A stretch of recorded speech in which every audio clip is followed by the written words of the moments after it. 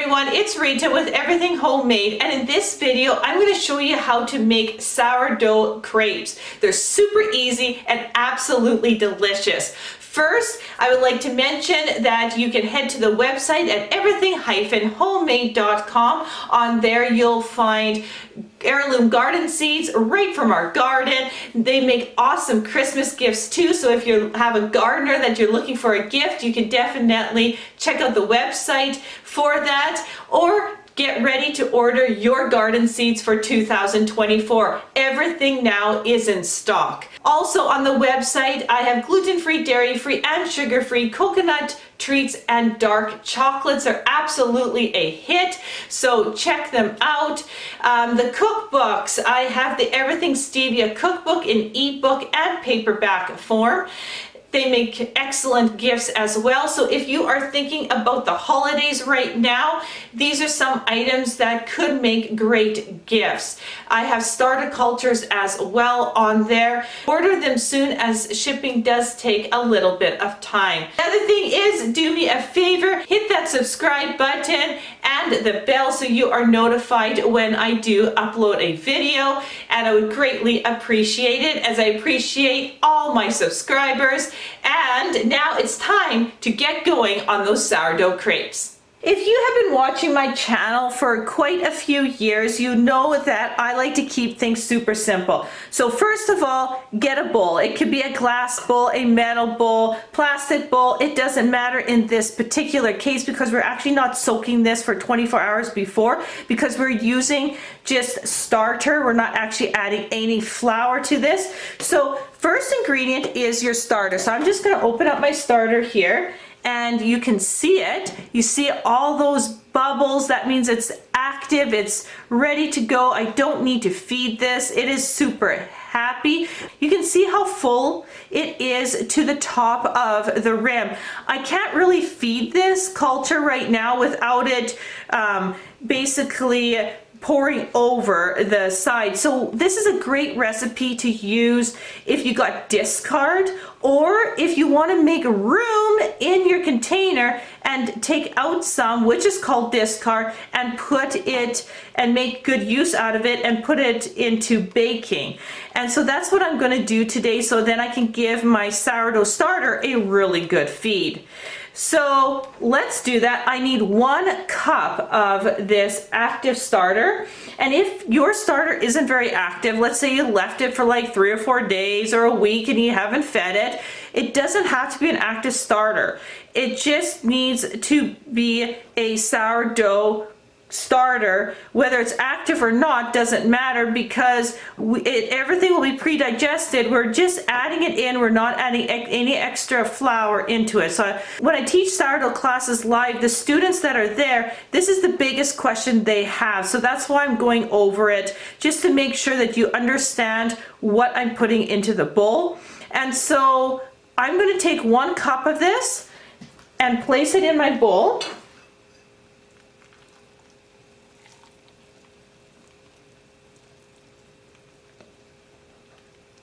Beautiful. Now, if there's 1 cup there, I'm just going to set that aside for a moment. Look how much space I have made in my container. So I'm just going to actually just move this down, clean up the sides. Perfect. And I'm just going to put it in my bowl for just a second. And I always tell my students in my class, the second you work with your sourdough is the second you feed it. So you don't forget. So I took 1 cup out, and the rule of thumb is however much you take out is the amount you put back in. So I'm going to put 1 cup of flour back in. There's 1 cup. And then I am going to add in 1 cup of unchlorinated cold water. So I'm going to measure out a cup here, and I'm going to put 1 cup back in. So if you take out a cup, you put 1 cup of flour and 1 cup of water in it. If you take a half cup out, you do the exact same thing. Half a cup of water, half a cup of flour. This is so critical to remember. So now I stir it up really good. And look at that, I fed my sourdough starter. It's gonna be happy. And now I'm gonna just clean off the edge there. I'm gonna put the lid on and put that back in the fridge, and I'm done with the culture, and I have not forgot to feed it, and we can set that aside now. Okay, so let's get going here. So here is our starter culture, and we are going to put that in there. Now, if you are dealing more with a discard, let's say you didn't feed, your sourdough culture for like a week, it'll be a little thinner than this. So this recipe, if you're dealing with an active starter like I am, will make about 6 crepes. While if you're using a unfed starter that you need to make room in your container, you're gonna make about 10 crepes because it's gonna be a little bit thinner. The other thing is you can thin this out a little bit as well. Let's say instead of, I'm gonna add in 1/3 of a cup of milk here, you could get away with about 1/2 cup. Depends on how thin you want it. It's just fine to either do 1/3 of a cup to 1/2 cup. So I'm gonna just mix that up. Looking really good there. Okay. So the next ingredient I want to add in is 2 eggs. Now I'm going to switch off to a whisk because I really want to incorporate those eggs. And you can see how thin this mixture is getting. If you added 1/2 cup, it would be just a slightly thinner, which would be no problem at all. Now what I'm going to do is add 1/2 teaspoon of salt.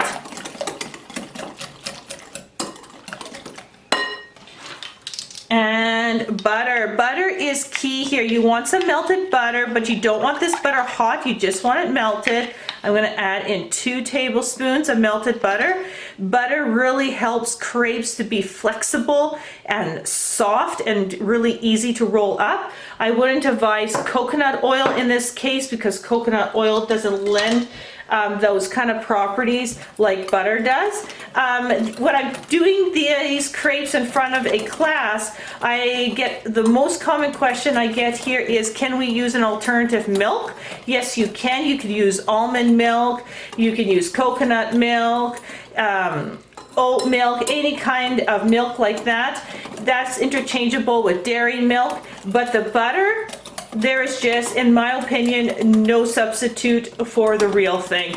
It just makes the crepes. When you need the flexibility and the softness in folding them. So we have everything mixed together here, and guess what? That is it. How simple was that?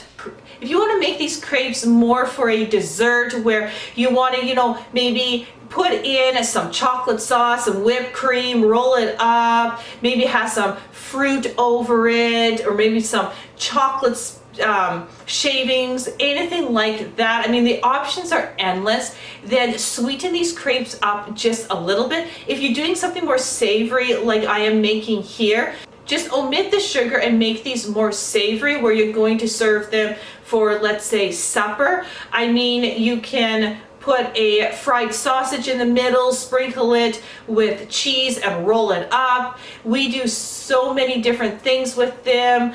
You can put, slices of meat with cheese and sprouts and whatever condiments you like, roll it up and eat it. So the possibilities are endless, and you can go sweet or savory with the exact same recipe just by either omitting the sugar or add the sugar in. Okay, so let's fry these crepes up.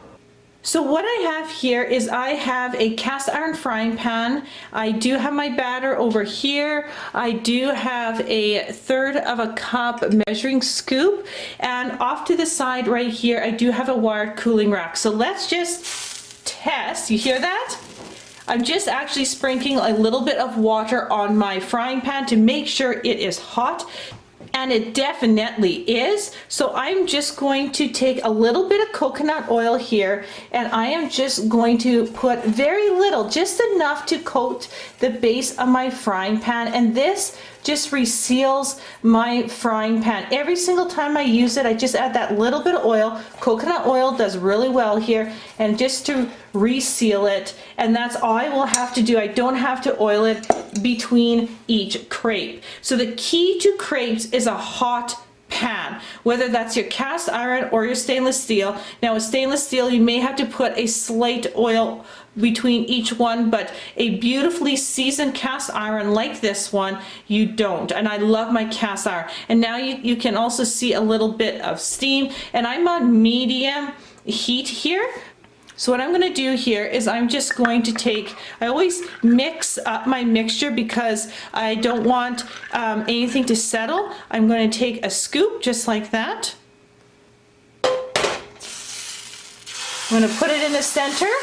I'm going to lift up my frying pan, move it around, place it down, and then I'm going to put 1 minute in the timer and watch it cook here. Now, as it cooks, I'm also going to mention to you that I am working so hard on the Everything Whole Wheat Sourdough Cookbook, and my plan is to get it out for you early 2024. So it'll have great recipes like this one, the crepes and biscuits.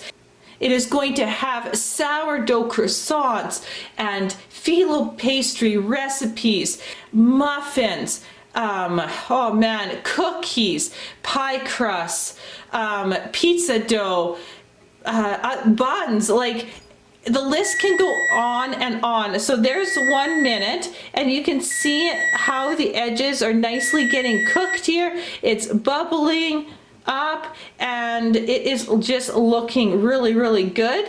Let's just take my flipper. I'm just going to get underneath it. You see how easy it is to lift that up? And that is looking really well. And now I'm going to just flip it. So now I'm going to add in 1 more minute. So with this cookbook, you guys, it's going to have literally anything you want to make with sourdough.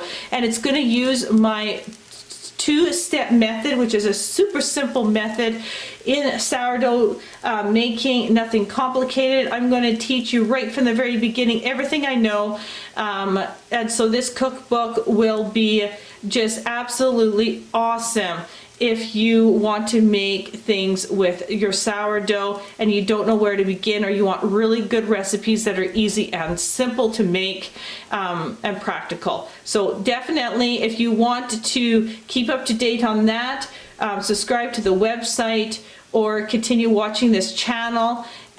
It'll definitely be announced on this channel or on the website. So time is almost up here. And you can just, I mean, if you were here, you could smell how beautiful this smells. So let's just check that bottom out. Should be a nice light golden brown. You can see that right there.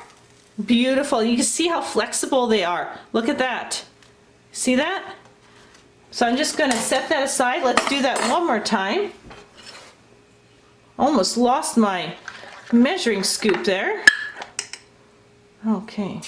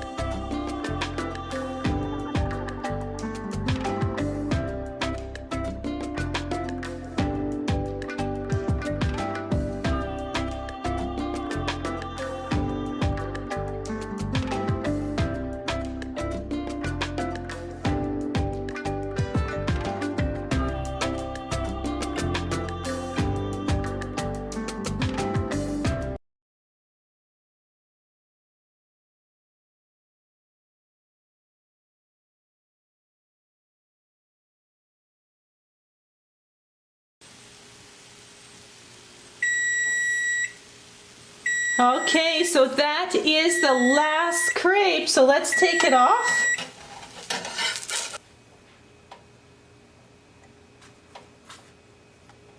How simple was that? We made 6 absolutely delicious crepes in a matter of minutes. And if I wasn't talking in this video and teaching you, man, you could have had this done so quickly. It is perfect for company, these crepes. If you want to make it on a special morning or dessert, even just on a normal day with your family, you don't have to spend tons of time to create something that's absolutely delicious with your sourdough starter.